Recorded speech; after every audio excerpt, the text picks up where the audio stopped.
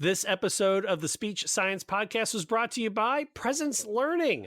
If you're considering a career in teletherapy, you need a therapy platform built specifically to deliver therapy and assessments remotely.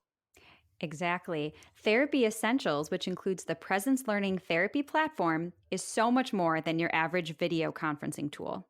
It was designed by clinicians for clinicians, specifically to deliver therapy and assessments online. The Presence Learning platform features a content library full of games and activities, sortable by age and interest, to personalize your therapy and keep your clients engaged. And don't forget speech language assessments from top publishers. For more information and to start your free trial, go to presencelearning.com and then click on Our Platform.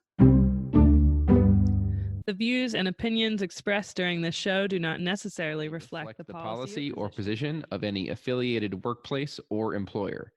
The views and opinions of the show do not constitute recommendations for therapy. Please contact a licensed SLP for individual consult on your situation. Please listen carefully. What is communication? An essential behavior of life. We have the both blessing and responsibility of trying to foster another. It's transmitting a thought from one person to another. It's the strongest way for two people to convey information to each other. The back and forth between two people. Communication is a lifeline. It's just connection with other people. Connecting people in terms of ideas or thoughts or needs. Draws us out of ourselves, draws us into that relationship, builds up our families. Without it, we'd be lost. Whatever it is that we do to express intent and achieve an impact. Communication is the ability to express your needs, wants, frustrations, and desires to anyone that you feel needs to have that information. Welcome to Speech Science, episode number 161. I'm Matt Hott, a speech and language pathologist living in the Buckeye State on opening night, working with children, middle schoolers, and adults in dementia and stroke rehab. Joined in the great state of Texas, Michelle Wintering, our early intervention specialist. Hi, Matt. Hello, Michelle. And living it up in the... I don't know what Wisconsin is known for, but I know it is known for Marie Severson, who is our adult expert. Hello, Marie. Hi, and I don't know what sports are happening tonight. She did make the news recently. Have you talked about that? We did talk about that. I missed it. I'm a little bummed because I loved that clip, Marie. That's okay. I can send it again. Yeah, you should post that on our Instagram. Oh, sure. See, you're famous now, Marie. It's scary. We'll spread the fame. Oh. Not too far. I am excited about this show, but we always want to hear from you, so make sure you go to our website, speechsciencepodcast.com. Email us, speechsciencepodcast@gmail.com. On today's episode, I will give you 50 guesses to figure out which state before this week didn't allow special education services for speech kids over the age of 10. We'll talk about that. Also, an SLP who had to treat her own self. A great interview with EmbarkEMR and the lovely couple, Shelby and the man smart enough to marry an SLP, Corey, to create that, as well as the return of the SSPOD news. But let's start with our roundtables and find out how we have been. Guys, I had a wonderful week because I got to watch my son use a power tool for the first time. And we built fish habitats at a Boy Scout camp. If you don't know what a fish habitat is, it is a PVC pipe with attached to a cinder block. And then we put some stuff in it so it looks like a fake tree that fish can live underneath of. That's pretty neat. That's awesome. And no one lost a finger. And it's opening night here in Cincinnati. The Reds right now are playing the Braves, and I've got that up on the TV over here. So I do apologize ahead of time. Multitasking. How has y'all's week been? Who would like to go first? Pretty exciting here.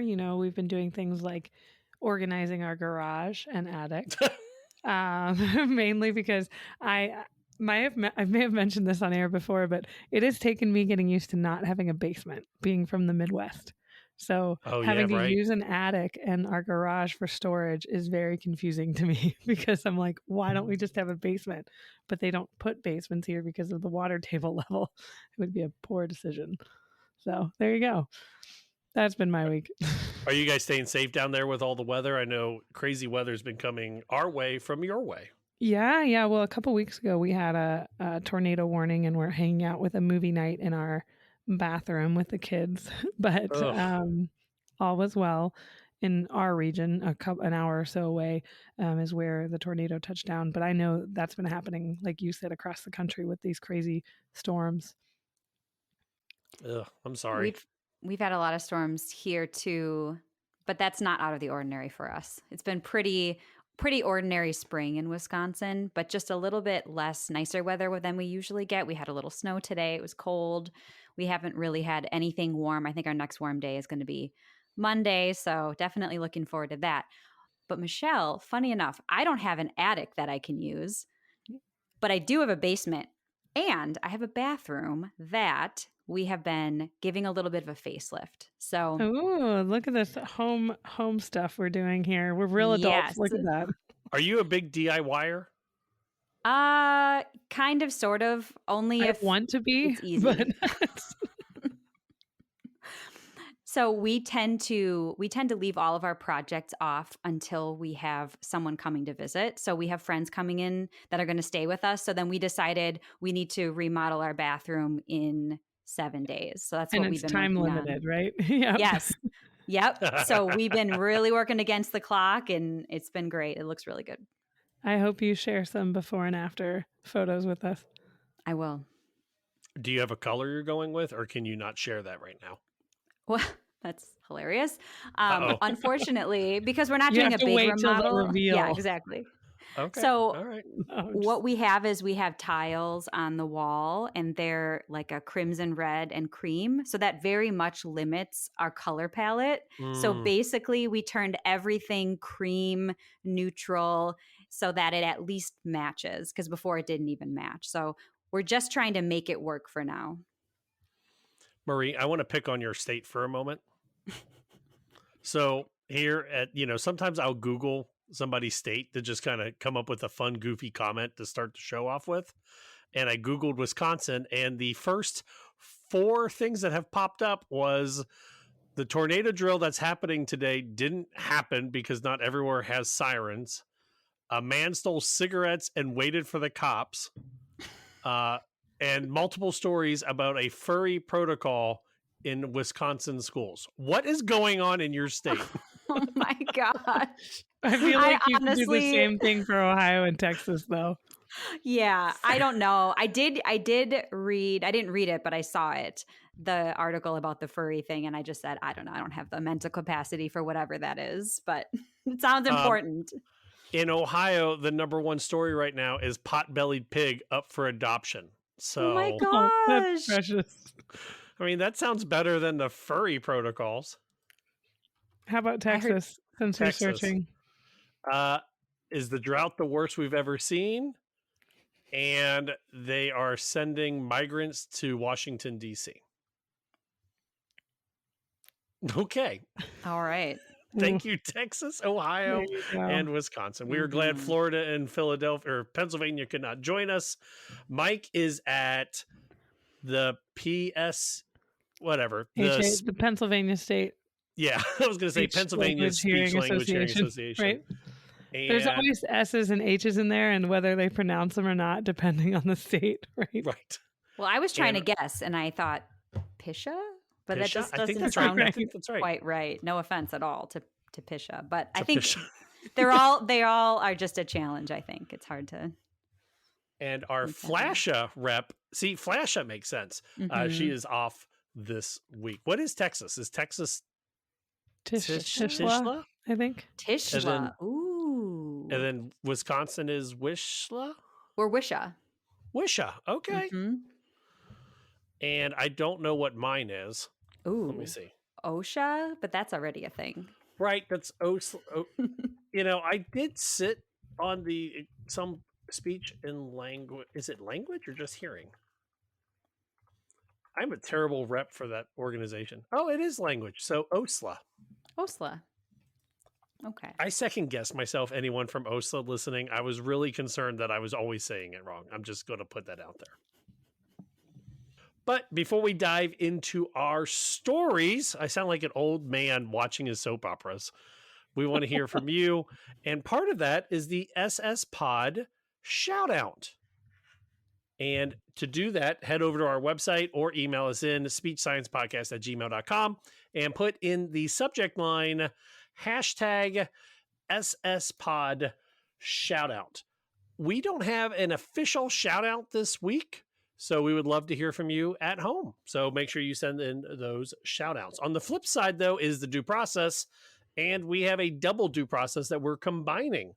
One was a home healthcare SLP saying that their job or that their agency is trying to tell them when they should see patients and to be more strict when telling patients their therapy time. And Marie, you had the other one? Yes, another one was a home health agency, but a Medicare Part B home health agency asking a speech pathologist to see more visits per week because they get reimbursed less money than PT and OT. So they have to do more work. I feel like both of those are legal, but barely.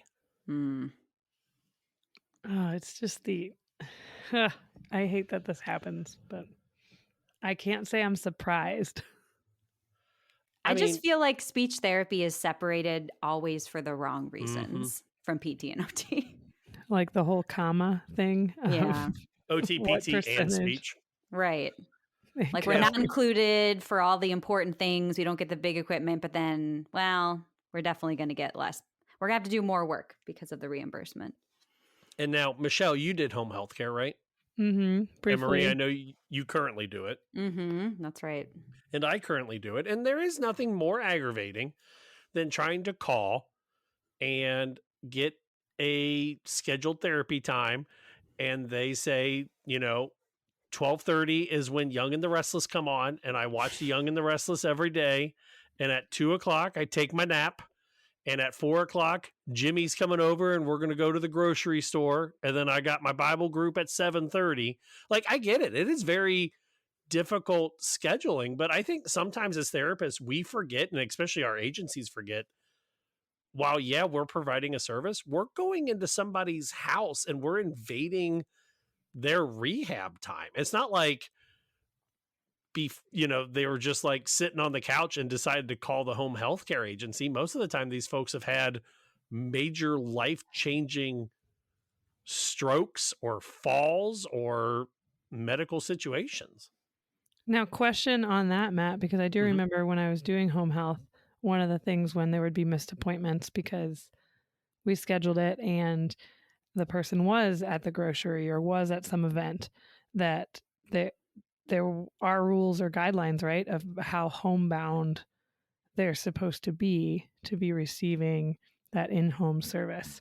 And it's been several years since I was in home health, and it was PRN, so it's been a while. But I struggle with some of it because it's this balance between, yes, we're going into people's homes, and this is not like them being in ICU or on a rehab floor where their day-to-day is therapy and doctors and people coming in, and they're not going anywhere. And so we can just impose our schedule on them. In this case, like you said, we are going into people's homes, so we have to be a little flexible. But so what? Go ahead. Sorry, no. I want to let you finish, Michelle. No, all I was thinking was just I don't remember what the guidelines were for homebound state, like what that definition was. Well, it's a little bit gray because in my personal experience, it can be a little bit gray. I think that homebound can be a lot of different things, and there are a lot of different boxes that I can check that would qualify someone as homebound. And PT and OT and speech usually work together depending on that specific person's needs. Like some people physically can't leave. Some people are homebound because they have something like a Foley catheter. That's what I just learned recently. So there's a lot of different reasons. Good to know. Yeah. So there are some nursing reasons that would keep someone homebound, which would mean like I could keep seeing them, which is great. Usually, like I have someone I've been seeing for a really long time because they have nursing needs. They also have speech needs, but now they don't have to go and travel to a clinic. Mm-hmm. Yeah. And I think that the homeboundness is it's broad on purpose. And the way I was explained to it is that if they can get their homebound to leave the house when you're homebound, you should only be leaving the house to get your physical, emotional, and spiritual needs met. So physical being food, groceries, basic survival clothing, I guess is a way to put it. Like you're not going shopping for 9 new pairs of jeans and new shoes, but if you have to go and get clothing, you're not shopping for the sake of shopping. You're shopping for a purpose.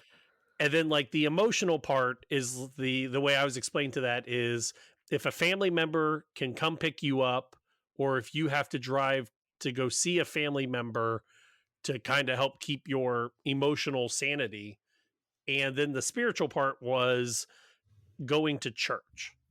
But the way I was explained to that is like, if they go to church or a Bible group study, they're still homebound. But if they're going every day, multiple days to go to church events like bingo and the fish fry, and then the Thursday night widows meeting, and then they're running the bake sale Saturday morning, then yeah, you're not homebound at that point. And I've had that entire scenario happen where I had to ask, I was like, well, how many times a week can they go to the church before I don't think they're homebound anymore? And they're like, usually more than 2. And I was like, well, they're going every day, multiple times.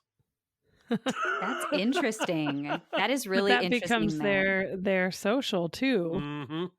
In a lot of ways. Like I'm assuming for someone in that situation, that church community is their social, emotional, spiritual.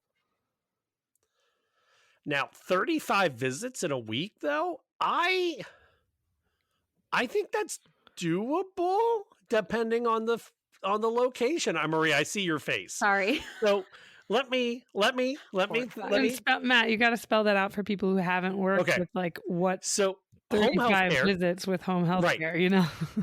So home health care, you have to see a patient minimum, at least here in Ohio, 35 minutes, right? So I could totally see that, because I've done it before in the summertime where I've done 8 to 10 visits in a day, 8 to 12 visits in a day.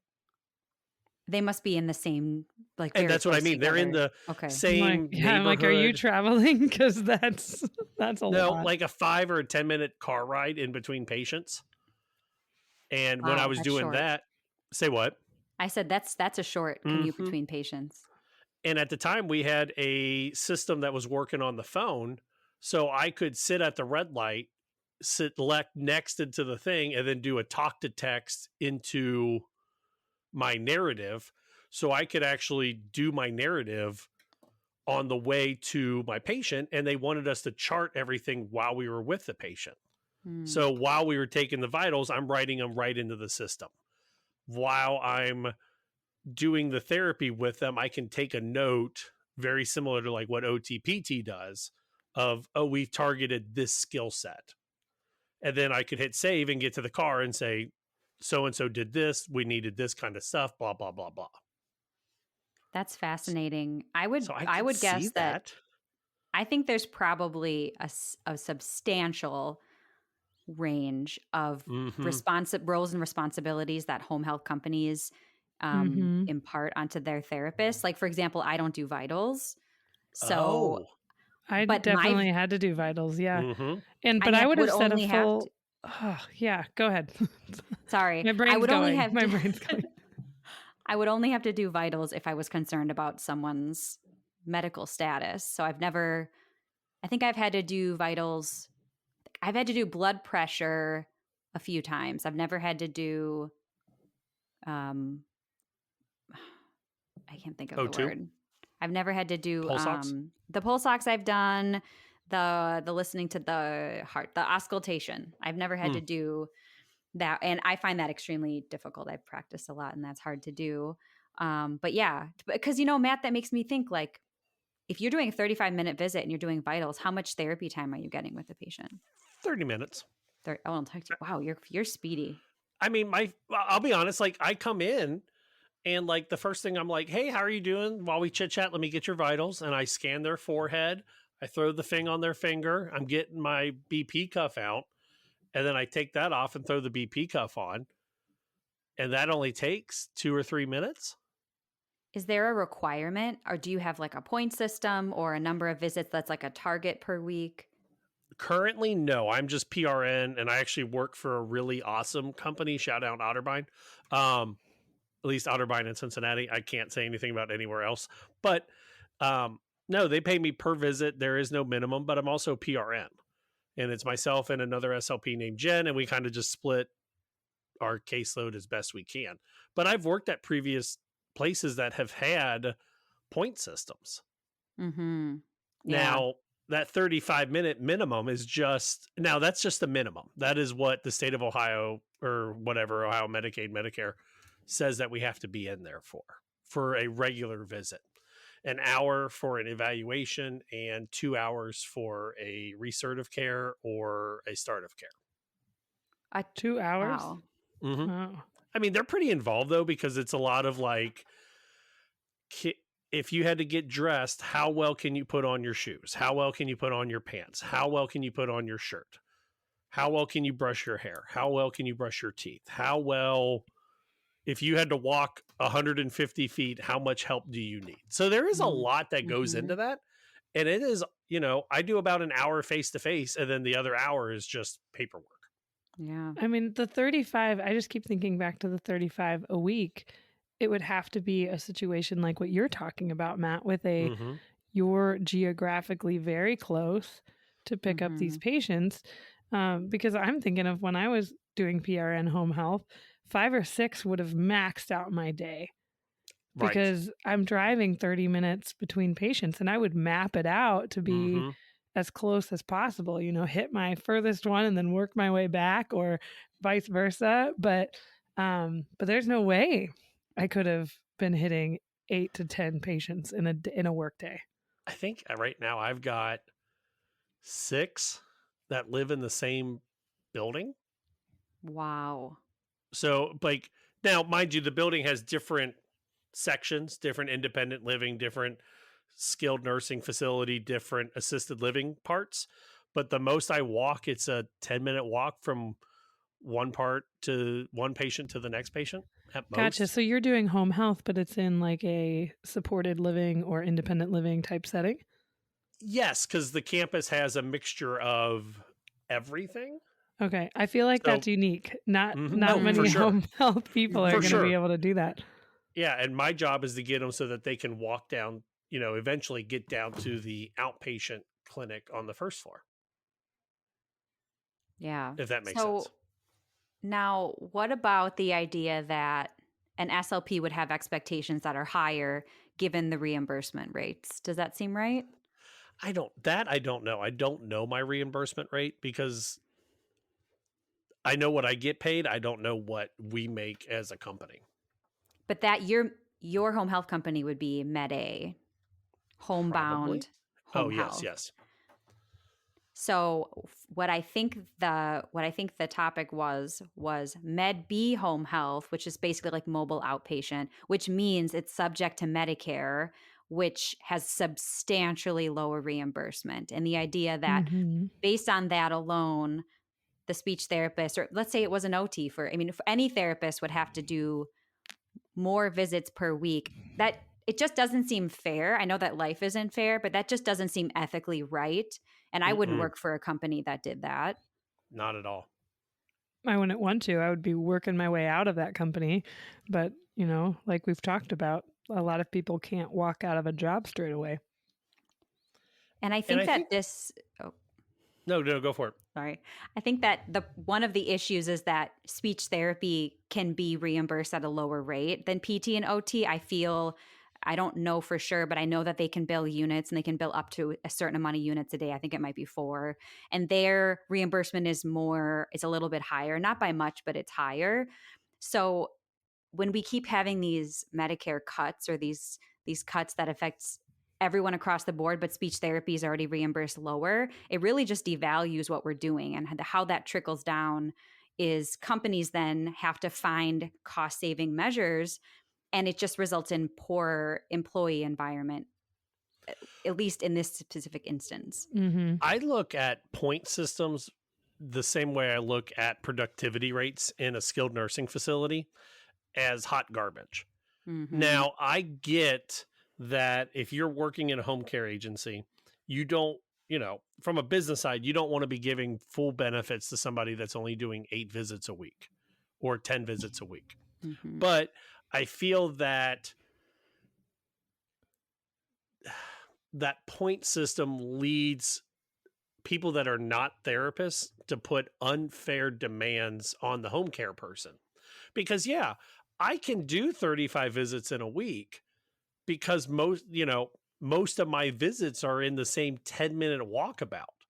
But I've also had therapies where I was doing 18 visits a week and I was working just as much as when I was doing the 35 visits. Mm-hmm. And it's not because there was one patient that is 45 minutes away one direction, and there is nobody else that I can see on the way there. And I think that's also where these managers screw up, telling us that we need to just tell our patients when we're going to be there, or they try to schedule for us because they see what our driving pattern is. It doesn't work that way, because if I want to see Michelle and Michelle doesn't get up till 10, and Marie, you're like, I can get up at 8. Okay, I'm going to see you, Marie, at 8, but then I'm not waiting around an hour for Michelle. I'm going to schedule Michelle in the afternoon and try to see somebody else later. It's just, I agree, Matt. Yeah, I think it always ends up being a little bit messy when non-therapy is scheduling for therapy. That's not my experience. We have full autonomy over our schedules, but that's its own, messiness, sort of like trying to make sure you don't schedule over someone else. But that's one of the draws of home health, is to be able to have autonomy over your schedule and to work with the patient. And I just don't generally run into a lot of problems scheduling. And me neither.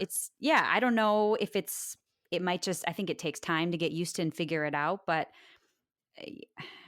yeah, I'm not sure about those hard and fast rules or like imposing more structure like that. I think the whole point of it is that it sort of flows naturally. The days flow.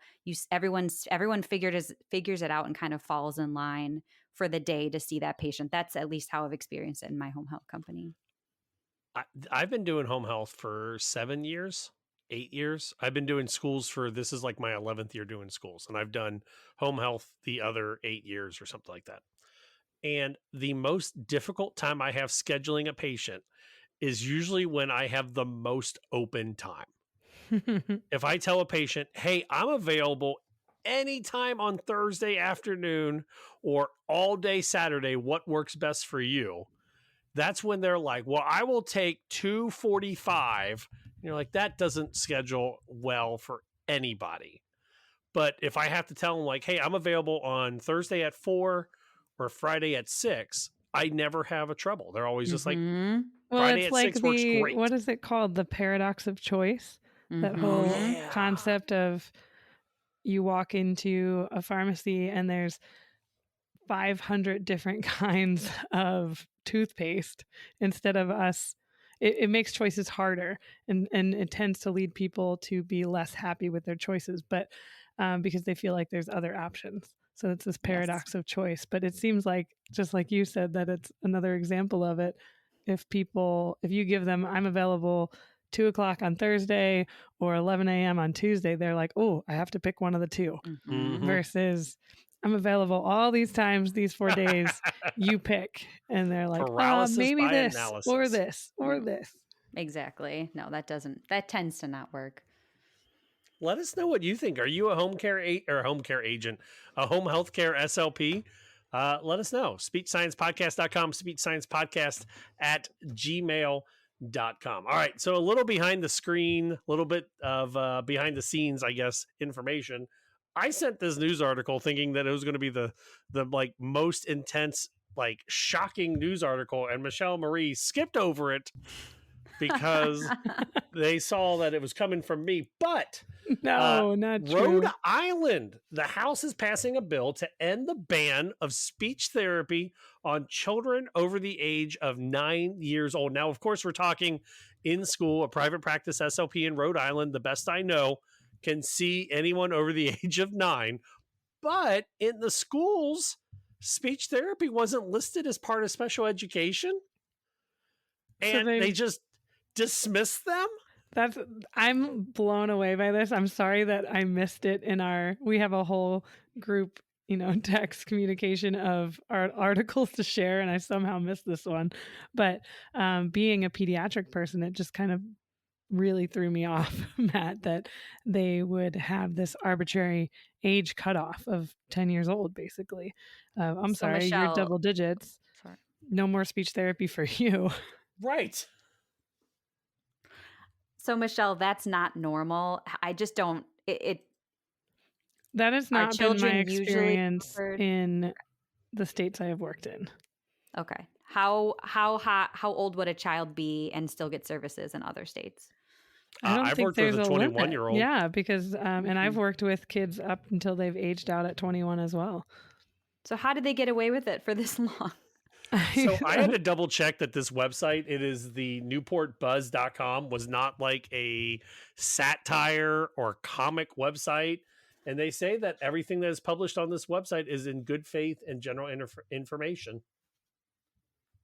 So they basically, it seems like they were just going by about reliability. So, it's this, I don't know, the old belief that, particularly I'm thinking articulation, of people thinking, oh, I don't treat articulation. I'm not saying we believe this, but old school belief of we don't treat that over, or insurances don't approve treatment for it over a certain age, right?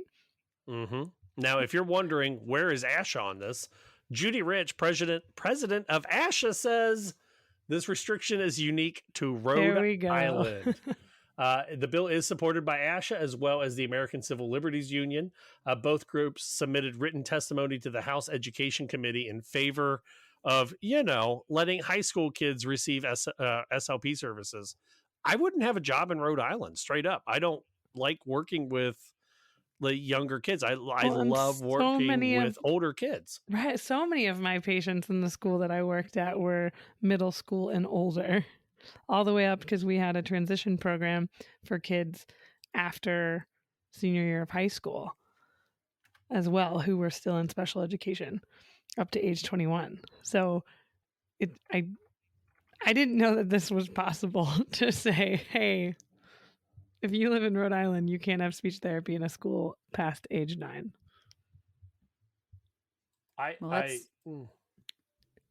It looks like it's on its way. I'm sorry. No, keep going. Basically, it just says it was put in place by the Board of Regents many years ago, and it's a horrible disparity for children who need those services. This is a quote. The plans and therapies these students receive should be based on the assessments and evaluations of licensed speech pathologists, not an arbitrary age rule. So, okay, in Rhode Island, so I'm looking at the House bill. In Rhode Island, if they are not receiving speech, they can receive services until the age of 21. So it's just like every other state. They just don't get therapy for the last 12 years of their education career. Basically a speech-only kid is no longer... There's no speech-only after third grade? Yeah, pretty much 3rd to 4th grade. I mean, that's terrible. You better figure it out by then. That's some pressure as an SLP. It makes me wonder what other strange regulations are out there that we don't know like about. These weird laws that still exist on the books places. The goofy ones that you hear about, but this one's serious. Oh, hey, good news. It passed the House. 65 yay votes, 0 no votes, and 10 people chose not to vote. Like they were speechless. They couldn't even. Oh, wow. Boo. But let's hope it passes the Senate. It passed April 5th. So just a couple days ago. There we go. That is super interesting. Huh. We'll keep an eye on that. Yeah, now it's got to pass the Senate and then get signed into law. So we'll see what happens. Hit us up, speechsciencepodcast.com. The other article, and what were we talking about? Oh, the SLP that served her own caseload. Speaking of SLPs, like not serving students or patients, what is up with this article, Marie? So this article was in the ASHA Leader Live. I think it's on their website. It's about a speech therapist who is a pediatric SLP who had an ischemic right cerebellar stroke that was initially misdiagnosed as a migraine. And she had speech therapy testing for her cognition. And it sounds like it was a screener, which she passed because she was familiar with it. And she said she had a lot of subtle, higher level cognitive communication impairments like word finding issues, impairments in attention, and trouble processing language, but she didn't have any services offered by speech therapy because she tested out of it. So that was just an interesting and an unfortunate sort of oversight, I think. But part of the reason she tested out of it was because she was familiar with the assessment as an SLP. Yeah. Right. So there's a lot to unpack here. And first, I need to say that my biggest fear from working with adults is that I have memorized the slums, the Montreal, the mini mental, and part of the RIPA and the CLICKIT, the cognitive linguistic quick test. My ultimate fear is that there is going to be a devastating head injury or a non-traumatic TBI and, or, a non-traumatic brain injury. And I'm going to pass these tests and they're going to think that I don't need help. So that's the one part to unpack. And this is where your spouse needs to know this. Yes. And your kids need to know this as they're older. That, hey, no, you can't give my dad that. Try again. Give him a different test. And then what's scarier is that she went to get screened with, or she went to get help knowing that she was having trouble with anomia for basic words, people's names, places, reduced attention span, word substitutions, difficulty recalling and pronouncing multi-syllabic words. And her care team, and I know we're not really supposed to comment on other SLP's therapy, but like that scares me too, because it goes back to understaffed, overworked SLPs who see somebody that might have some deficits, but they tested okay. Insurance won't let me pay for this. This stuff blows my mind that it can happen. Yeah. And I feel terrible for Grace McConnell, Dr. McConnell, that she had to live through this. Mm-hmm. I mean, I'm glad she lived through this, but like the experience is not good. Yeah, exactly. Now, a dynamic assessment would be a really great way to catch some of these. I mean, a really thorough motivational interviewing session or just something more functional. I don't know if it was just a screener, if it was a formal assessment. It sounds like in acute care, it was just a screener, which makes complete sense. There's not often time to do a formal assessment, but I just wonder what kind of conversation was had, or maybe if there was some implicit bias, like, hey, this is a speech therapist. If they seem like they're doing good, I bet they're doing good. I certainly wouldn't want to, bother them with a bunch of assessment if they don't need it. But it's just too bad. And part of me wonders if the location of the stroke also biased the team in a way that would say, well, they probably shouldn't have any impairments. And I say that from personal experience because I was initially taught that the cerebellum doesn't have speech and language involvement, and we wouldn't pick people up that had a cerebellar stroke. And I hadn't heard that before, but I could see why, previous understanding of the brain, of areas of the brain that could have been assumed. right? Or incorrectly assumed. And this did make me think of different settings I've worked in where co-treatment is encouraged or not, because this is one of those cases, especially because a cerebellar stroke can affect motor so much that this would be one of those, oh my gosh, I would love to be back in a clinic I used to work in where we got to co-treat with PT and OT, because this is the kind of patient who would really benefit from that. I had a really cool extern teacher, Ken Hart, who told me that the only good thing about knowing where the stroke was it told you where to start. It didn't tell you how to do therapy. It just told you what to start looking for. And then after that, it doesn't matter where the stroke was, because now you're treating what the patient is showing you.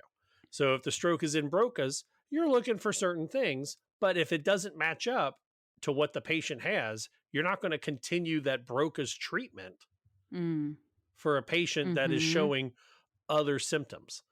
So like, I feel like sometimes in our field, we get, because we're too stressed, because we're trying to rush through screeners. I mean, I'll be the first to admit that in home care, I use screeners the first time I see a patient, and then I'll do a big dynamic assessment at the 30-day reeval.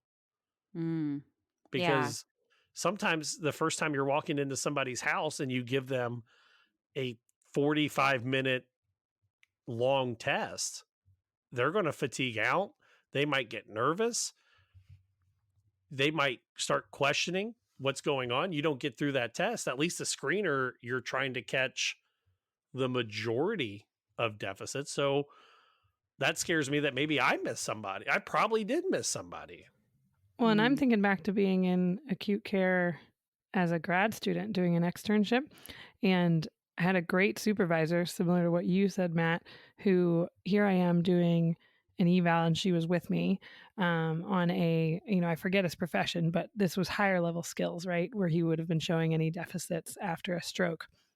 He didn't want me there. He didn't think anything was off.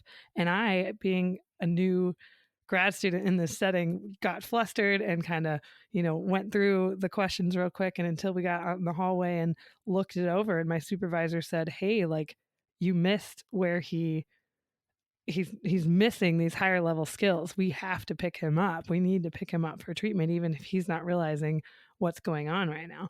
And here I'm thinking, oh, this guy's like, I don't need this. I'm a professor of whatever, what his job was. I'm an engineer. I'm a mathematician. I can't remember the exact job, but it was some job that I was almost intimidated by as a young grad student. And so I just say that for any grad students listening, remember when you're learning to do these cognitive evals to take not just what the patient says, but to kind of step back and think about what their profession is, what their day-to-day is going to look like, so that it can be more functional. Lean on your supervisor to learn those things. And also don't be afraid to talk to family members and get a better perspective on if that's right for that person. Yeah, exactly. And knowing the neuroanatomy is important because it helps guide your treatment. Like Matt said, it helps you know what questions to ask, what to be looking for. And if you don't know about how the cerebellum can affect executive functions and emotional functions, you might not be looking for or asking for that. So I think that is on the onus is on the speech therapist to be informed on that front, and then also be listening to the patient and what they have to say about their skills. How are they feeling about them? Are they noticing anything that's different? Do you guys have a go-to question when you're meeting a new patient? And I'm not talking about in the school setting. I'm talking about acute or acquired deficit. Do you have a go-to question to try to figure out how well your patient is the first time you meet them? Like, my go-to one is usually, on some variation and kind of trying to figure out their humor. How did you get stuck with me coming to see you? It gets them. If they laugh, then I go, okay, we got a little bit of sense of humor going here. And then it's can you tell me what happened? How you got your stroke? Why did they find you frozen in the yard? Whatever it was to get you to me seeing you. That's my go-to, because then if they're like, oh, I have no idea. I'm like, okay, we've got a lot of, we got a lot of orientation to work on. But if they're able to give me their entire medical history, like what you were saying, Michelle, it helps me see, okay, is this a higher level thing? So do you guys have a go-to non-testing question, I guess I should ask?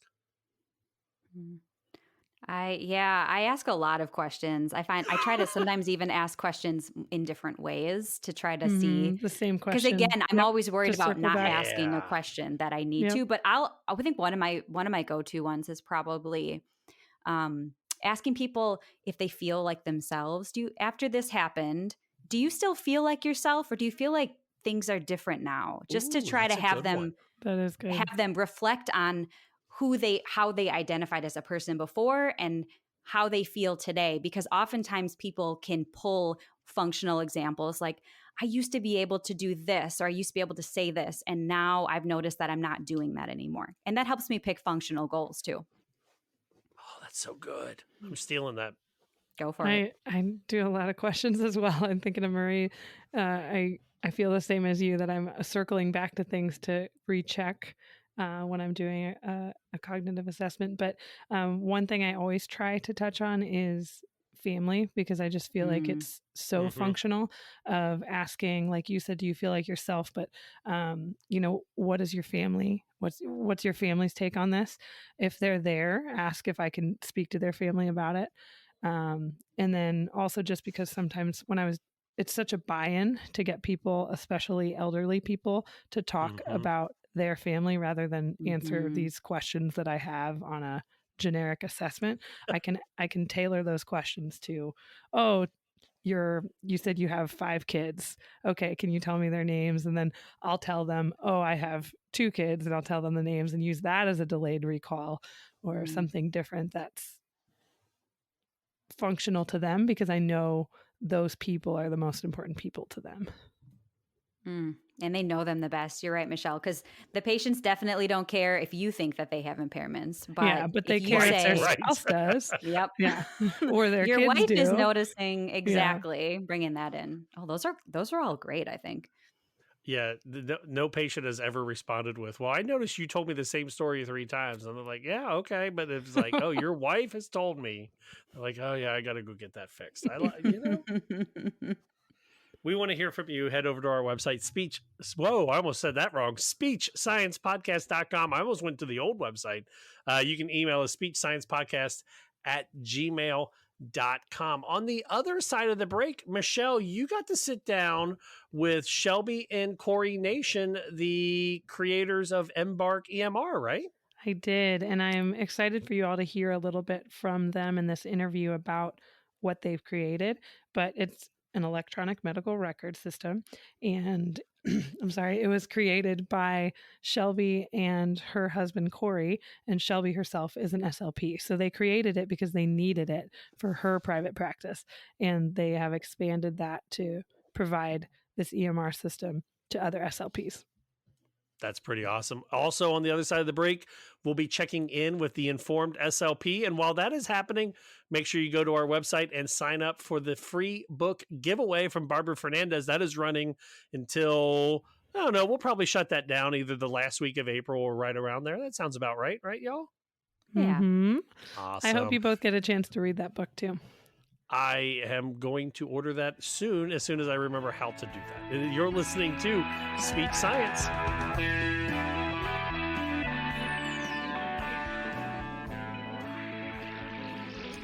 And now for our regular research review, brought to you by the Informed SLP. The Informed SLP releases a monthly newsletter that brings you plain language reviews of only the newest, most clinically applicable research, keeping you up to date on advances in the field and saving you tons of time. So let's get to it. Congrats, grads! Now what? This is a review of multiple articles. Check out the written review for references. Recent research describes the challenges of post-high school transition planning for autistic students, but it also offers some solutions. The challenges are no surprise. The process is overwhelming, and the services for adults are difficult to find. Communication between parents, students, and school staff can be tricky. The team isn't always on the same page about post-high school plans and expectations. And students from minoritized communities and families with fewer resources face a greater risk for unmet service needs.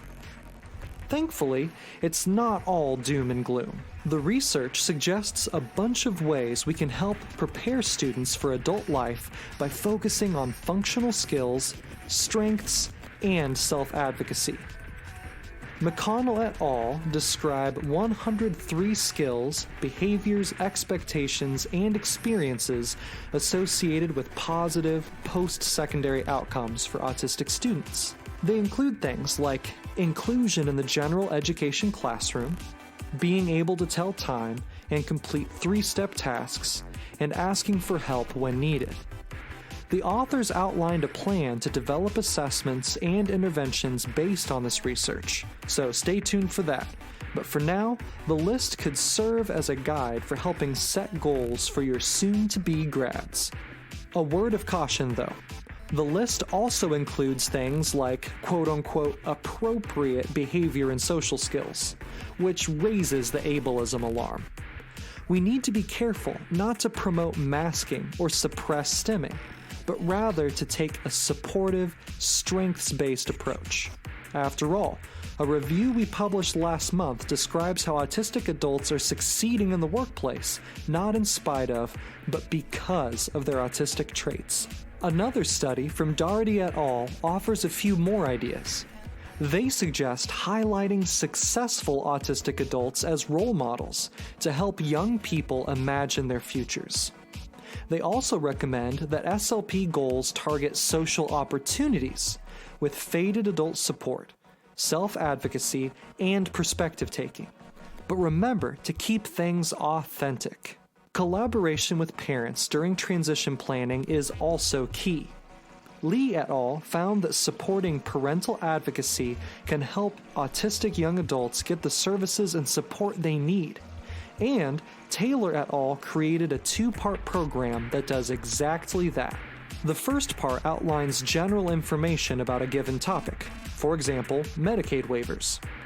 The second is presented by a local expert who can go into detail about the specific nuances of the state or local programs in that area. Helpfully, the paper includes the full list of topics covered by the program, which school teams can share with families or use as a guide for connecting them to the resources themselves. Thanks for listening to this review. If you're interested in more, come visit us at www.theinformedslp.com. Tell us how you put the research into practice, or find us on Instagram, Facebook, or Twitter at theinformedslp.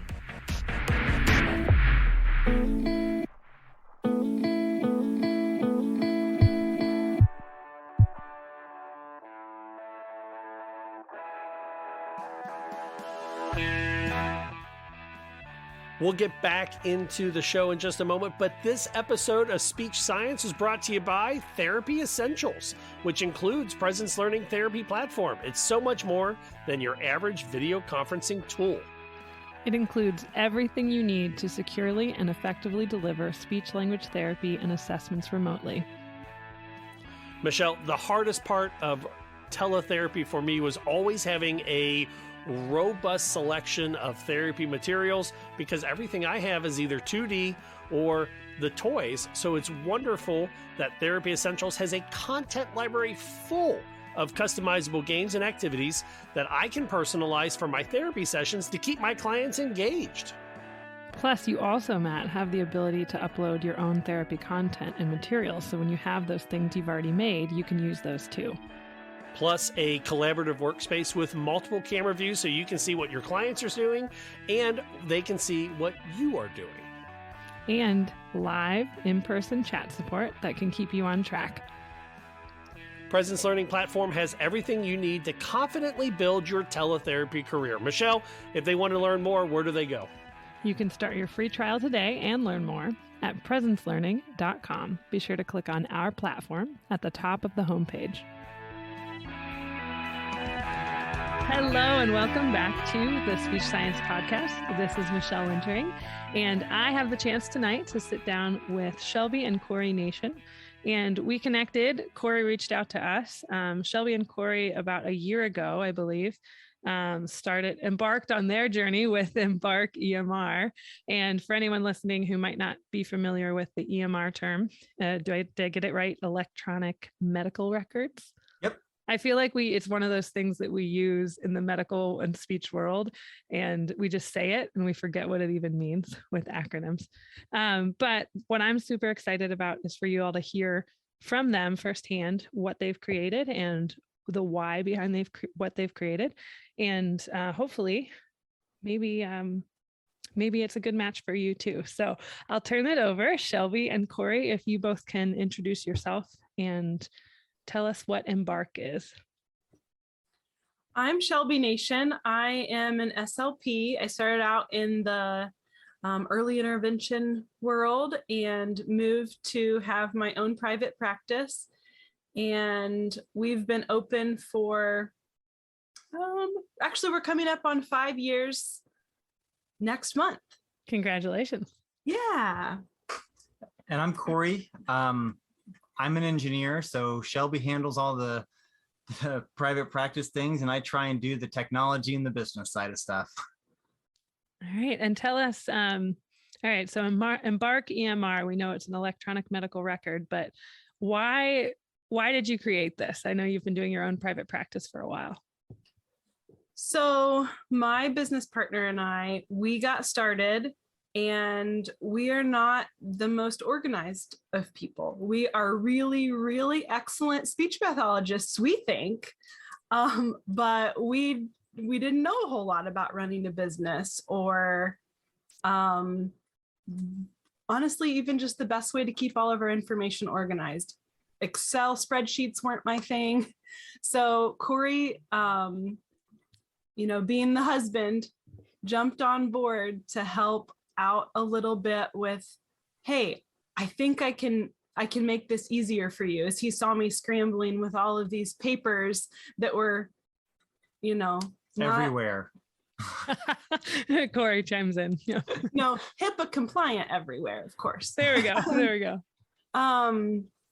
So yeah, it started off as a spreadsheet that helped us keep track of our clients and their information and the information that we needed to keep organized.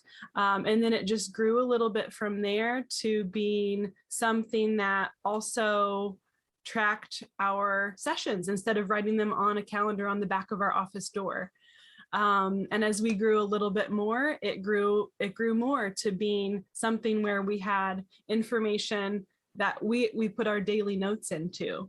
And when we hired our first speech pathologist, we felt so official because we actually had all of this down into this working tool that we were able to add information into and take care of our daily notes and, feel really, really confident that if somebody went back and said, I want to see your notes from February 1st, that there was no doubt there they were.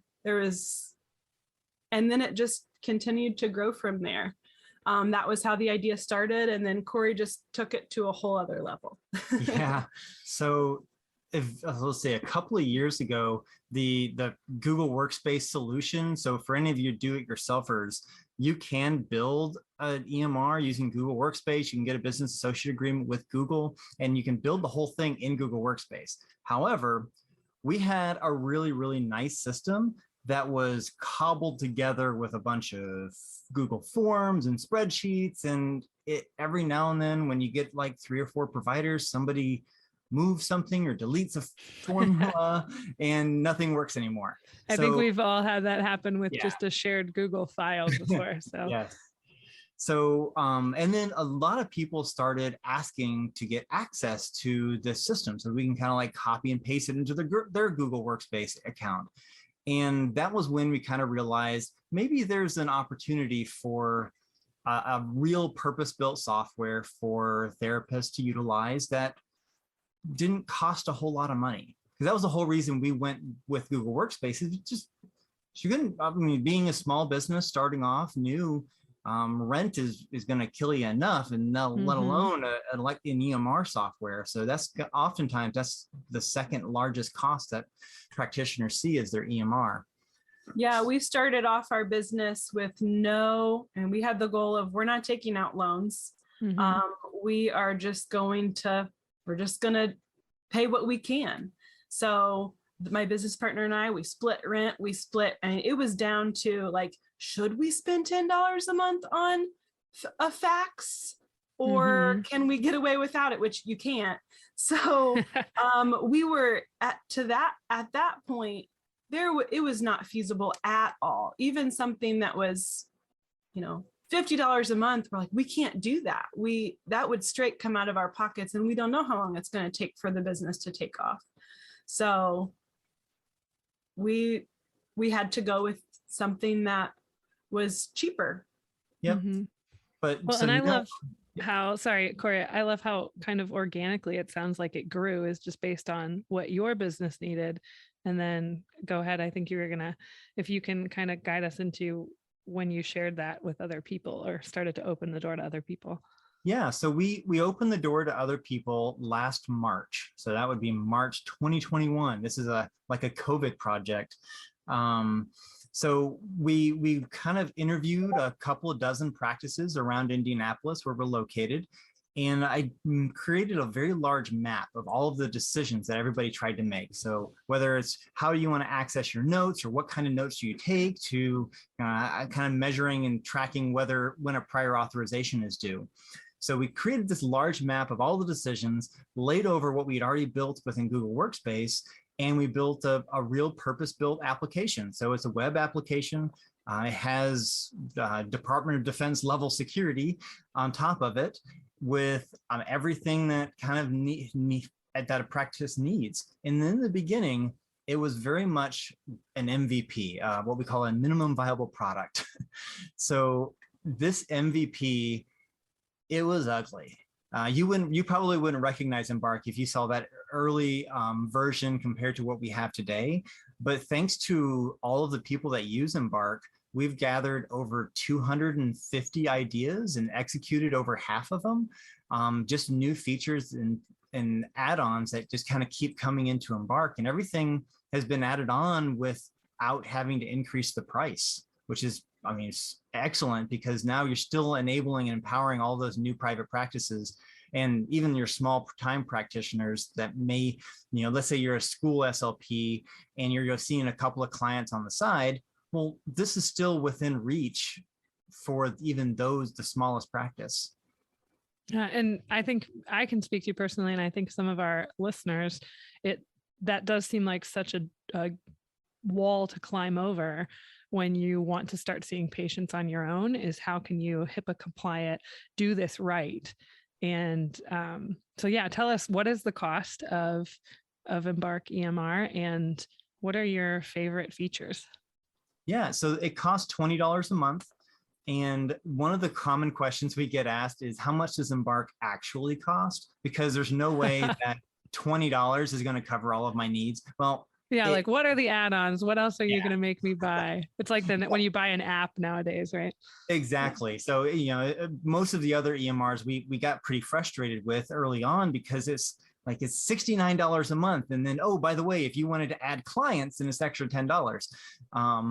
So with Embark, it's $20 a month. We do collect the payment annually. So that means I can't charge you any extra fees, even if we wanted to. There are 2 available add-ons, just 2.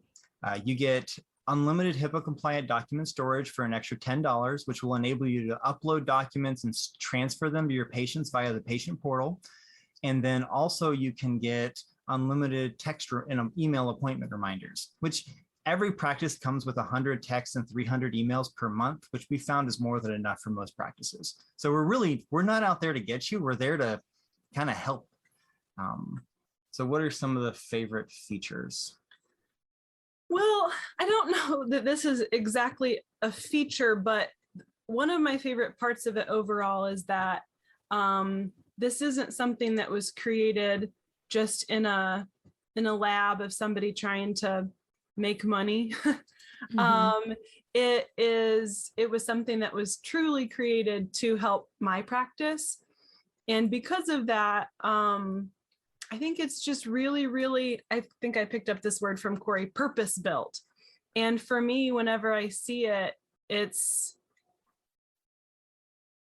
intuitive to a therapist because he's got me, he's the brains of the operation, but he's got me in his ear saying like, that's worded really strange. You should change that because we don't use that wording. Or, I'm able to, I think especially for SLPs, because it was built specifically starting there with an SLP, it makes sense. Yeah, and I've worked with so many different EMRs moving around with different jobs. We're a military family, so I've had to learn a whole new system. It's one of the things I dislike most about a new job. But so many times I've heard myself say or talk to other coworkers, I wish this was put together by an SLP, or at least that they'd spoken to a PT or an OT or an SLP, so that any of the therapy world would be able to utilize this more without making our own add-ons to it. So I love to hear that. But yeah, please go ahead. And then the other piece is just, like I said, the organization piece of it takes you to that next level of, all right, my practice isn't huge. I don't need this thing with millions and millions of add-ons and all of this. I really, really want to be able to organize my information and find it all in one place and not have it cost an arm and a leg. And I just like that it's all right there and that it forces me to stay organized and be HIPAA compliant and helps with best practice. Do you feel like now that it is set up and you've sort of been the people to work through so many of the initial kinks, do you feel like it saves you time? Oh yeah. And there have been so many people that have helped work out those kinks. Corey is constantly trying to save people time by, the second somebody messages him, oh, I can fix that right now. Yeah, Corey, can you tell me about how you track? Off air before the recording, Corey told me a little bit about tracking all the input from users of the system. Yeah. Can you share that with us? So I have a Google Sheet that has, I'll pull it up, that has to date 256 ideas submitted, and we've completed 118 of them. Now, we've actually only been tracking these ideas for a couple of months, and this is everything that I'm end up doing. So I'm giving right now between 10 to 12 demos per week. And one of the things that I enjoy doing, I love doing the demos personally because I get to see people's reactions and I get their feedback. So there's tons of new ideas that come out during these demos. And some of the things are captured on this improvement log, but a lot of the things that are just kind of, I call them Nikes, just do it. Like just do it now, add that. Yeah, just do it now, exactly. Because sometimes I can just do it right in front of them and then seeing their eyes light up when they see like, hey, that was my idea is kind of fun. That's great. And talk about real-time advertising too, to tell someone, look what we've got. We're making these changes to make your practice run smoother. That's right. So we're always adding more and more features. One of the pieces of feedback that we get a lot to answer one of your previous questions in terms of like favorite aspects is the simplicity and intuitiveness. Like Shelby said, it was designed by an SLP, but Shelby's mom is also an SLP, and her aunt teaches speech at a university. So I'm surrounded by speechies and I can't really get away from it. So one of the ultimate tests was getting my mother-in-law to use the platform, who may not be the most tech native person, but she got it eventually. So that was one of the things where I just told her, go to EmbarkEMR.com and figure it out.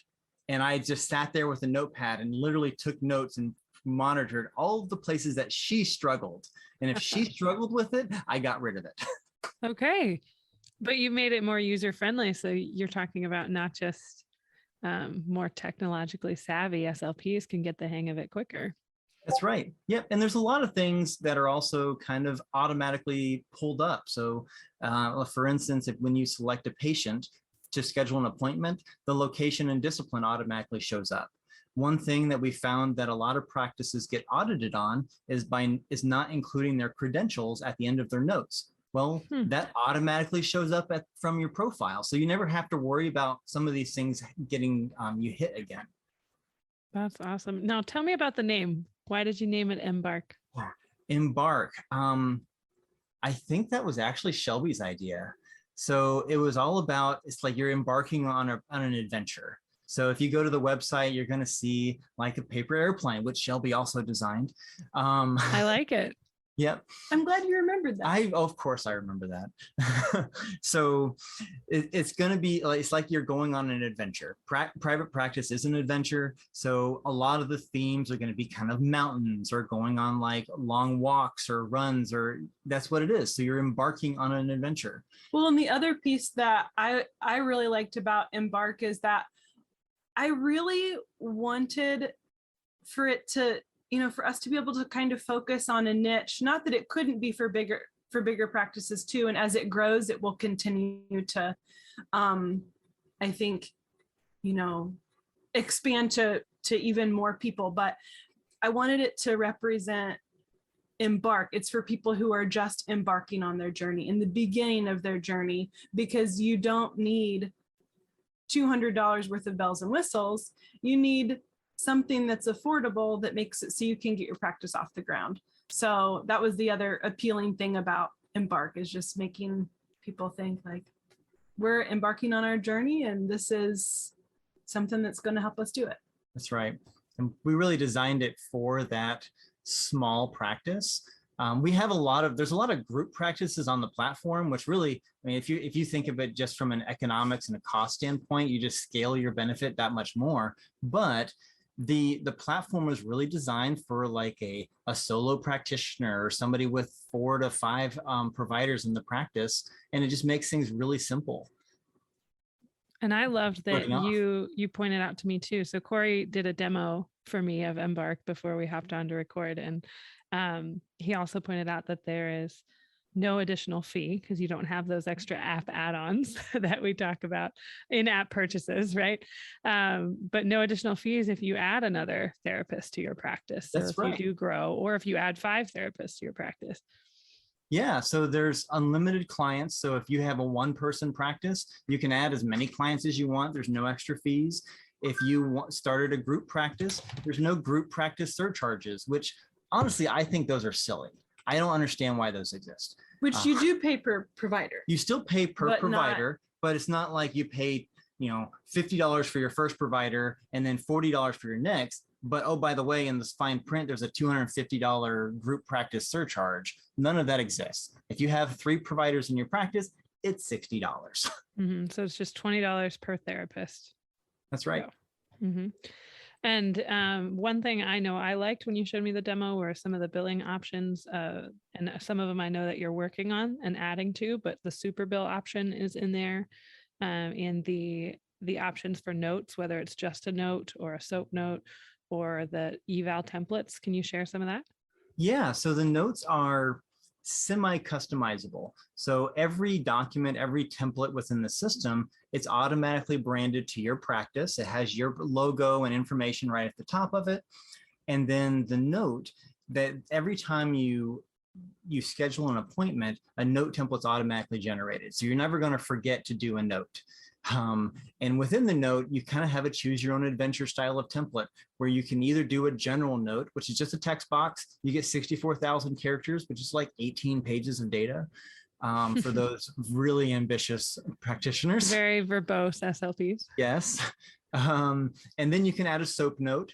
So subjective, objective, assessment, and plan. The assessment works a little bit differently, where you can actually add up to 10 goals that you're working on with the client. And those are going to be populated from the client's individual goal bank. and you can track the completion percentage, add your progress notes into that, and you're done. Now, one of the neat features within the note is you can add the services. And when you add a service to a note, you can add as many services as you want. So let's say you're doing a speech session, and then within that same appointment, you're doing swallowing as well. So you add those two services to the note, and they automatically populate in your invoices and with the cost and add time and units and everything that you need in there. So at the end of the week or the month or your billing cycle, you can click one button and generate an invoice. Same thing, click two buttons and you can generate a super bill.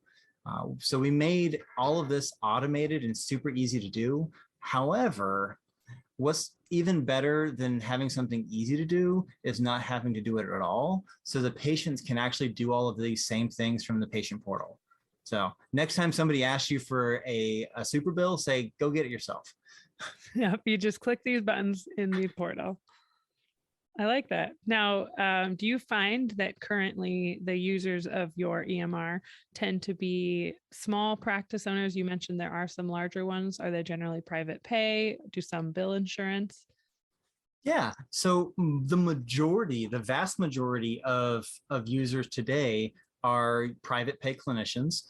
There are a few practices that do bill insurance, but they use a biller. So using a biller is super easy. It kind of takes away a lot of the liability and work and hassle off of you if you are going to bill insurance.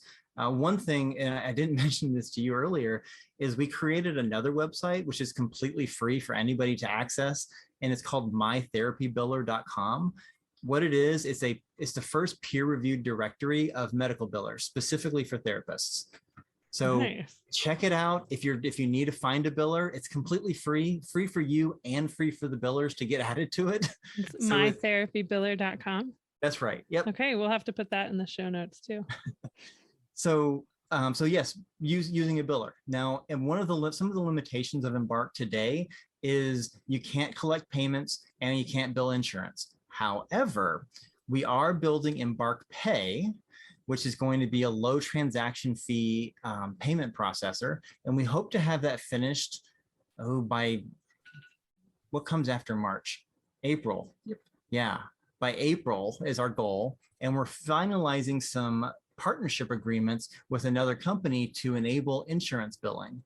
So insurance and private pay are coming to Embark within maybe just 2 months. Oh, wow. So shortly after you might listen to this episode, if it goes up in the next month, there could be Embark Pay accessible for you. So is there anything else that's coming soon for Embark that our audience should know about? What are your big dreams, like blue sky dreams here for you? Oh, well, I have 138 outstanding ideas that I can go through. Okay. I guess I'm just, if I talk to you, say 3 years from now, what do you hope that Embark could be? Oh, I want hundreds or thousands of practitioners on the platform, because what I see if that happens is there are that many practitioners that are able to operate their business in a HIPAA compliant way, securely help their patients. But research has proven many times that utilization of an EMR improves patient outcomes and gives a better work-life balance for the provider. So that's ultimately what we're here for, is to be able to help that. So 3 years down the road, if we've got hundreds or thousands of users on the platform, that means that our benefit and the value of Embark is just scaled that much further. And I want to find those people that don't think they can do it, the people that just want to see a handful of clients after school, or who think like, oh, I don't know what I'm doing to run a business. This is too much. I want to reach those people, and for this to be that little bit of push for them of, hey, this can be what helps me get over this hurdle of the fear of, oh my gosh, how do I find this and this and this, but to find it here on this platform. And you're making it financially within reach more so than some of the other platforms really are. Yeah, it was kind of funny. A few months ago, one of the very popular EMR platforms almost doubled their rates. It went up by like 45%. And right around that same time, I thought, you know what? I think I want to give people more emails. So I want to add something else. So we added more features and kept the price at $20 while everybody else is doubling their rates. I'm like, thanks for the customers, guys. Yeah. Now, I mean, tell me if this is too blunt of a question, but how are you able to keep that price point what it is with all the things you're adding? That's a really good question. So I'm an engineer. My background is designing centrifugal compressors and large machinery for large engineering organizations like GE and Rolls-Royce. And my background is actually in cost reduction. So I've gotten really adept at going into a business and an organization and redesigning the business and redesigning products to be as cost efficient as possible.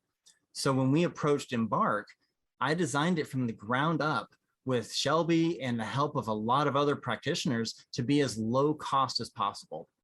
So from things that we don't have to license certain documents or templates from other people to just being really frugal with how we spend our money.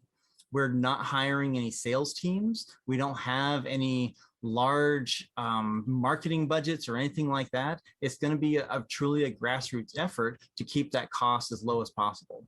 Now, when we did the initial cost analysis on if we could do this for $20 a month, we did think it was very feasible. However, when we looked at some other systems, either they have no control over their costs or they're really taking advantage of this industry. It might be a little bit of a mix of both. I'm not quite sure. I want to, assume positive intent. But yes, we designed it from the ground up to be as low cost as possible. And if our listeners want to find out more, can you tell us your website and how they could book a demo with you, Corey? Yeah. So you can go to EmbarkEMR.com. That's EmbarkEMR.com. And there is a bunch of buttons on the top of it. One of them is schedule a demo. So you can schedule a demo. You can connect directly with me and book a time, 30 minutes, be delighted to show you the platform. If you don't have that time or you don't really want to talk to me, you don't have to, because there is a pre-recorded video linked right in that same button. Also on the website, there is an interactive kind of widget where you can kind of go ahead and play around with it and see if the look, fit, form, and function might match the way that your brain works. Well, thank you both. And Shelby and Corey, I so appreciate you taking the time. I know it took a little scheduling for us, both having small children, right, to make sure we could hop on together. So thank you both for being here and sharing what you're doing. I think, I know I enjoy, and I hope our listeners do too, hearing from startup businesses, and especially from SLPs who are branching out and doing something to help our profession, but also, grow the services we can provide. So thank you for that. Yeah, well, thanks for scooching the time around. When I told Corey, when he told me the time, I'm like, 30 minutes before bedtime for the baby and dinner? Like, there's going to be so much noise in the background of that call. Are you sure? I feel that too. But thank you both again. And I look forward to seeing where Embark takes you all and how much it grows in the next few years. So thank you to our listeners too. And again, if you want to get in touch with Shelby and Corey, please check out EmbarkEMR.com. And then he also shared with us the mytherapybiller.com. So both of those websites are worth taking a look at. And this is Speech Science Podcast. You can find us on Instagram, the Speech Science Pod, and then also our new website. Be sure to check it out, speechsciencepodcast.com. Welcome back to Speech Science, episode number 161. I almost forgot what I was doing there and answered the microphone like I do my office phone. So that would have been interesting. Matt Hott, speech pathologist. I'm Matt Hott, speech therapist over here at the middle school, joined by Michelle. Hello, Michelle. Michelle Wintering, speech therapist down in Texas. And if I'm calling an SLP in Wisconsin, who am I going to get? This is Marie. Is that I like how we all have our like professional phone answering voices. I love that. So, okay, I want you guys to think about for a second, what is the most sweet gift that you have received from a patient or a family? And by sweet, I mean not like sweet, this is so awesome, but like heartfelt. Like I've had a patient give me a student's family give me a backpack because they know that I do hiking stuff with my boys. So it's like a little Eddie Bauer fold up backpack. But nice. The sweet thing that happened just the other day was I was working with a patient and we made a diet modification. And they were like, I'm going to give you a kiss. And I was like, whoa, I'm married. I don't need any kisses. And they were like, I am going to give you a kiss. And I was like, how do I back out of the door 100% appropriately without getting a smooch on the side of my cheek? And then they handed me a Hershey kiss and then they giggled like a little kid. And I loved it. And that was the best Hershey kiss I had in ever. So for you all, Michelle and Marie, what is maybe the sweetest or heartwarmingest gift a patient has given you? Do you that you go, can Marie? claim without taxes coming back at you? Yeah. I do get little treats here and there, like sweet treats or other things like that. Those things are nice, but the things that matter the most to me are the little cards or notes that I've gotten. Yeah. I not in one in particular, but anytime I get something that's handwritten that just says thank you, it's to me that means the most. I love sweet treats and we get them from time to time, but that's what I care about. I love that. The handwritten notes, especially working pediatrics from the kids.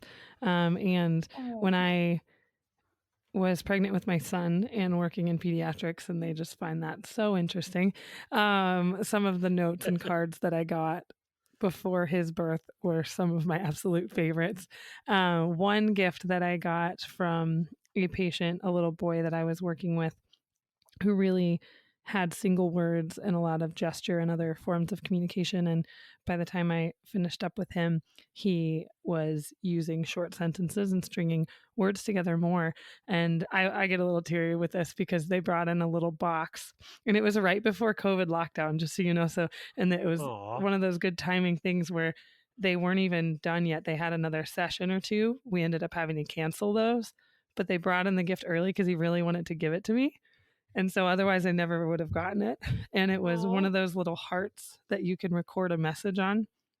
And he recorded his voice saying, "Thank you, Miss Michelle."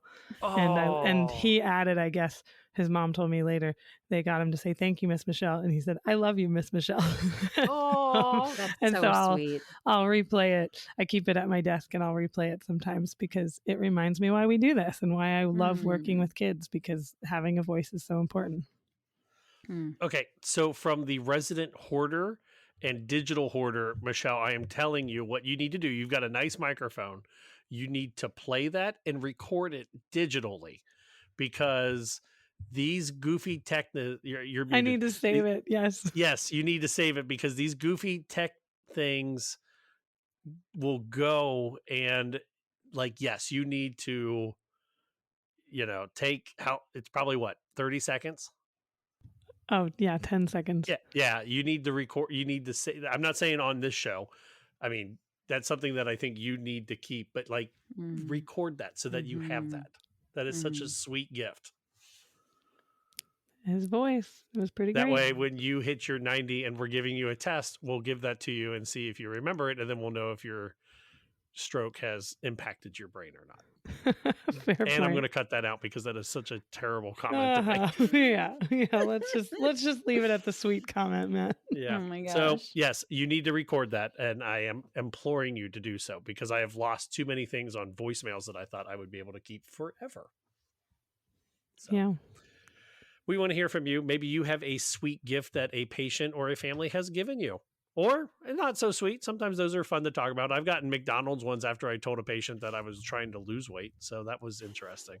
SpeechSciencePodcast.com, SpeechSciencePodcast@gmail.com. The return of SSPOD news. Quick headlines. Coming out of MIT, they have a new medication that may be reversing hearing loss with regenerative therapy. It is a medication. Right now it's in the they're trying to do the second phase study right now.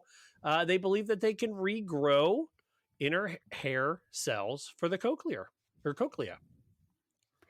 If this turns out to be true, I'm going to have to switch up my fear-mongering attempts to get my husband to wear earplugs, because I always tell him once those hair cells are gone, they're gone forever. So they're right now collecting participants for phase 2. And they have a collection site in Cincinnati. And I have acquired hearing loss on the right side from my days in radio. I have to go get an audiogram, and I'm applying to go become part of this test study. No joke. That's so cool. That's fantastic, Matt. I don't know if they'll take me, but it's in Cincinnati. Why shouldn't I? And they're seeing improvements in speech perception. Mm-hmm. I mean, this is huge. Yeah. This is really cool.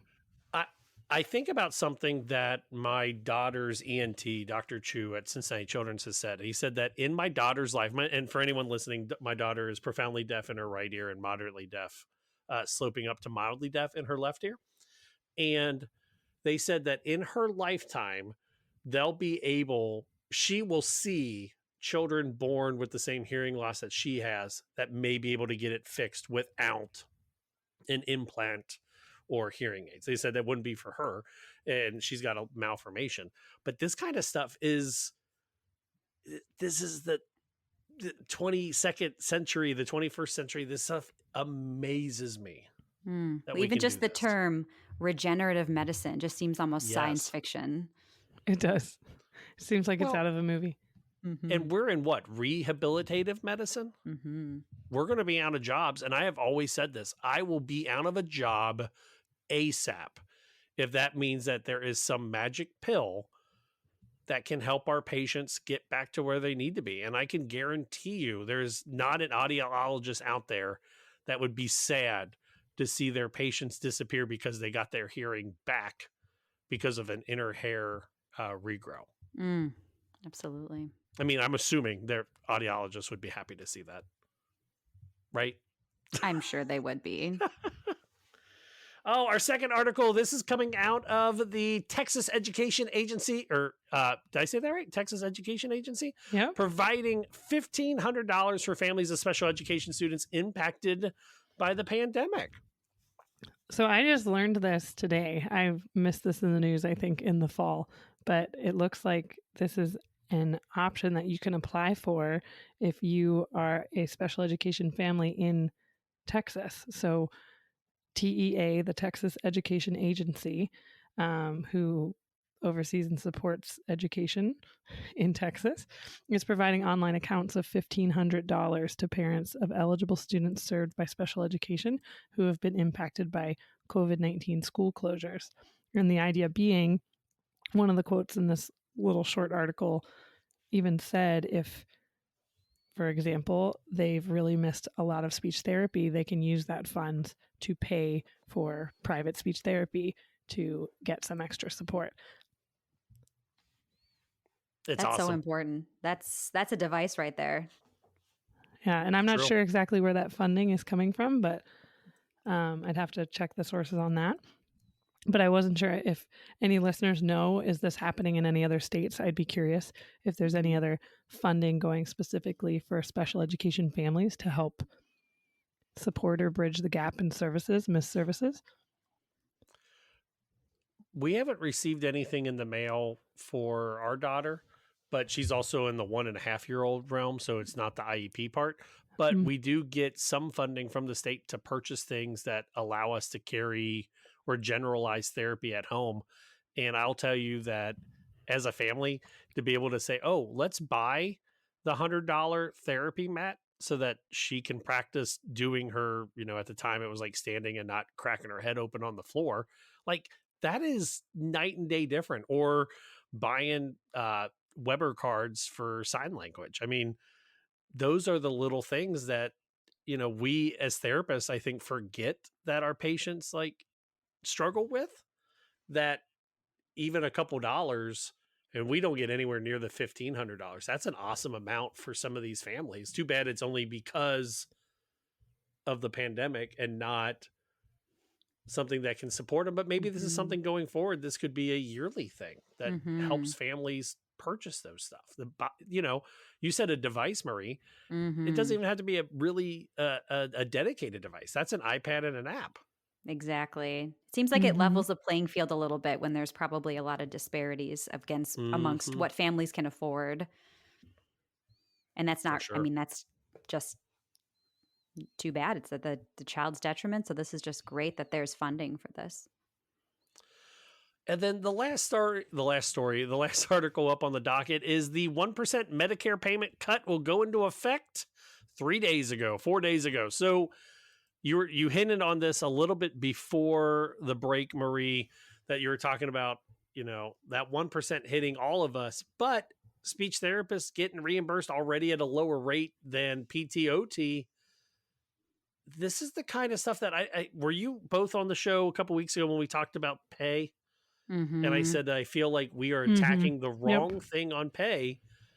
I mean, yes, our bosses should pay us more, but when the funding source is drying up, this stuff blows my mind, y'all.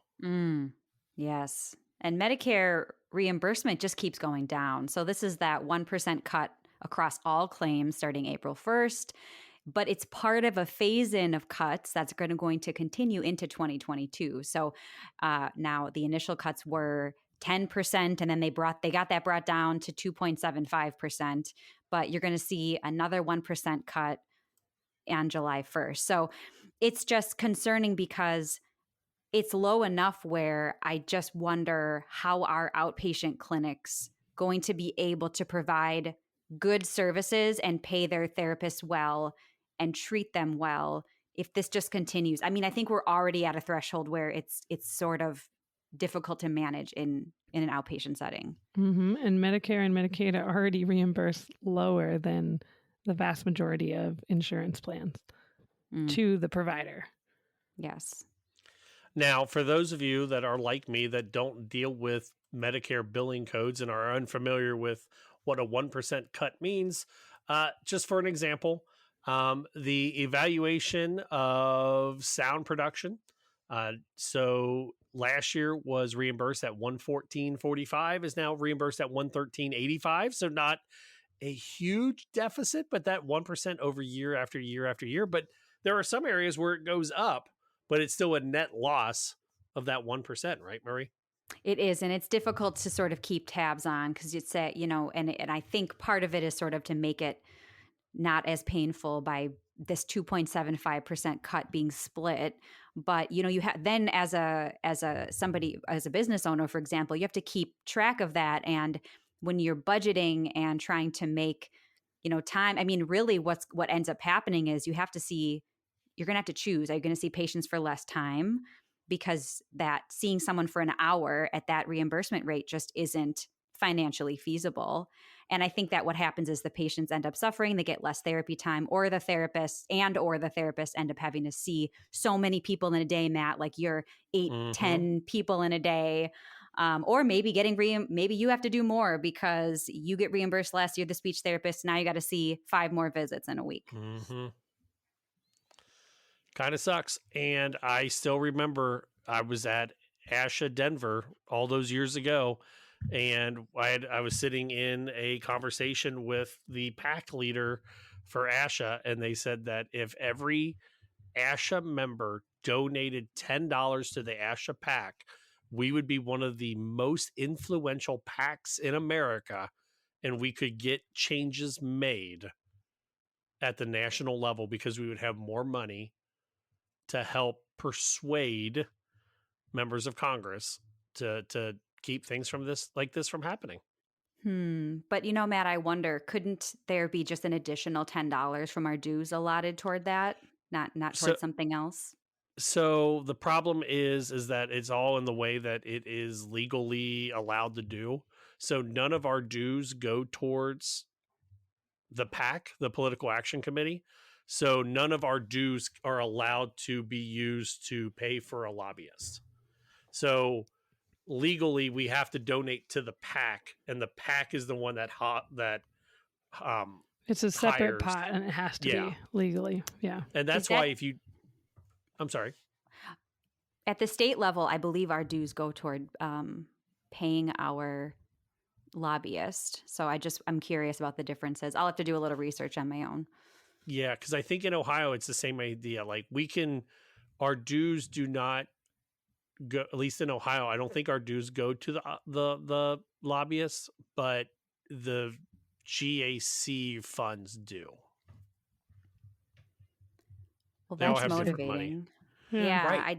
I would definitely throw $10 extra on. It's $10, when you're spending a lot already, but you can also contact your members of Congress. There are things you can do. I contact them regularly. It's a very quick form that you just put your name in. It's very quick on ASHA's website. We need to make sure that they hear us and they know that we're watching that number go down each year. And just as a friendly reminder, when we're talking about PAC dollars go to people on both sides of the aisle because unfortunately or fortunately, there are only two major parties and we need people from both parties to vote to agree on things. Like in Rhode Island, where they allowed therapy to happen for kids over the age of 10. That is going to be the thing that sticks in my mind for the rest of life. Yep. Oh, my goodness. Oh, that wraps up. Oh, sorry, Marie. Go for it.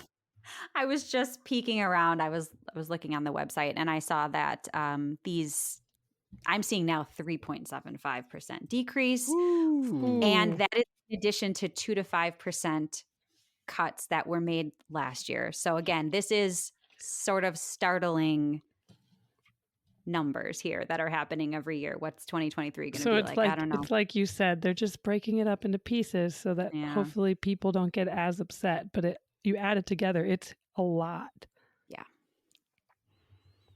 It's only the most needy, helpful people in the country being affected by these rates. That's fine, right? It's not like anywho, I was going to try to make light of it and it's just too damn depressing. Jesus. Sorry. No, it's fine. We want to hear from you. Head over to our website, speechsciencepodcast.com, speechsciencepodcast@gmail.com. No, like this kind of stuff really does upset me. Like we read something about in Texas where they're like, hey, here's $1,500 for your families that have been affected. And we're like, yeah. And then the government is like, and also we have cut everyone's pay by 1 to 3%. Good luck. And insurance agencies will follow it too with their own cuts. Yeah. And again, like with inflation is wild right now. Like it's just, we're at a breaking point. I don't know how people are going to be able to manage their budgets with what's going on right now in the world. This is an aside. We'll let the silence there grow for a little bit. Let's look at the positives. What are you guys looking forward to in the next week as our Out Music plays? Well, I will be off air next week because that's right. I'm going on a family vacation for the first time in a very long time. So my whole side of the family will be together, my brothers and their spouses, my spouse, our kids, the grandparents, all together in a beach house hanging out in Florida. Aw. Marie, what about you? Well, I guess I'm looking forward to a remodeled bathroom and some good company. Ooh, nice. That's right. 7-day remodel. That's right. Record time. What am I looking forward to? Saturday, I may take my son, depending on the weather and his wanting to. The Cub Scout camp is offering a shooting sports day where he gets to use a BB gun, a tomahawk, and a bow and arrow. So that'd be kind of fun. And I have also I'm excited because I will be finishing up my second book on tape in the last, how many days? 2 weeks? 2 weeks. It'll be my second book on tape I'm finishing. Which one? So the first one I finished was the Colin Jost one. Mm-hmm. And then this one I'm doing is Matthew McConaughey's Green Lights. It's a memoir. And I would have never guessed that I've pulled more inspirational quotes out of the Matthew McConaughey book than anything else I've ever listened to or read that was not purposely an inspirational text. Let me read you some of these quotes that I've picked up. We have to prepare to do the job to then have the freedom to make the decisions to do the job. What? Oh, do It's not focus on the outcome. Focus on the activity. Okay, that's a good one. It's Matthew McConaughey, y'all. Like you have to say it in his voice, Matt.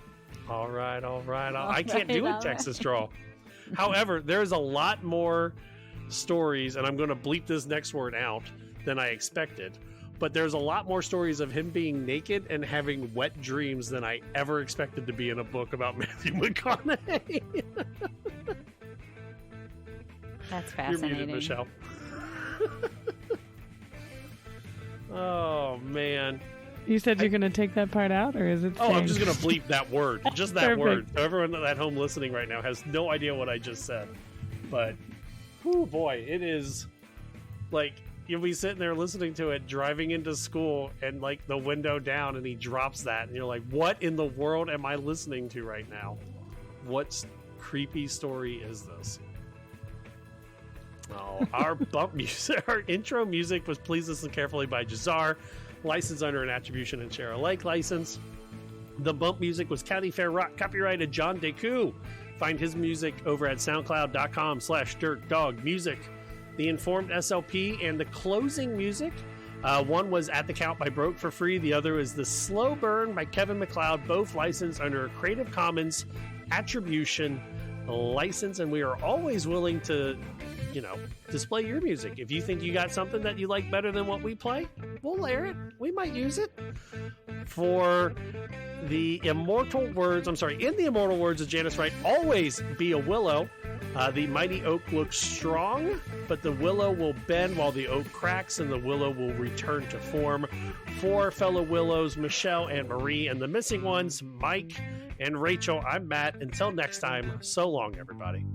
Bye. Goodbye.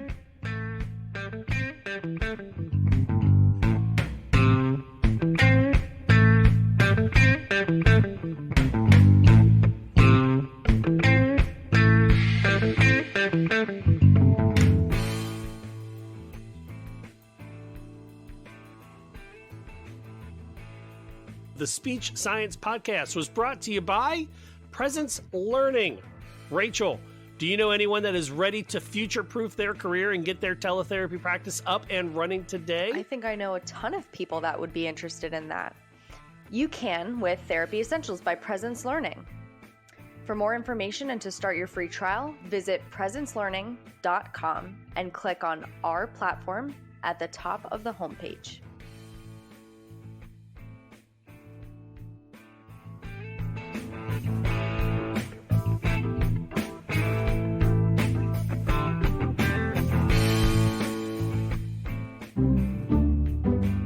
Speech Science is edited and produced by MWH Production. Please follow Speech Science on Twitter at SpeechSciencePC and like our page on Facebook. And rate and subscribe to our podcast anywhere you get your podcasts.